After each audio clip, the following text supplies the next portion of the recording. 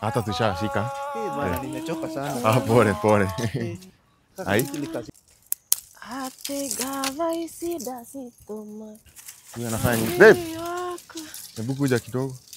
Unafanya nini huku kwa sasa kwa kuni? Sina tafuta kuni babe. Sigasilisha. Najua aje hata ulinipigia ukaniambia imeisha ukipika bosho. Of which sijui kwa nini ulikuwa unapika bosho na gas. Lakini sasa kuni huku hata na niko apartment sasa kuni utapikia wapi? Sina tafuta kuni tupate ya kupika. Sapa.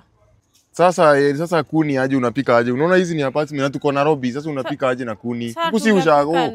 Sasa si unaona nimekuja na gas. Guy, umefikiriaje ukakuja na gas? Imagine hiyo ingine nimepeana. Nimepea watu wa scrap metals.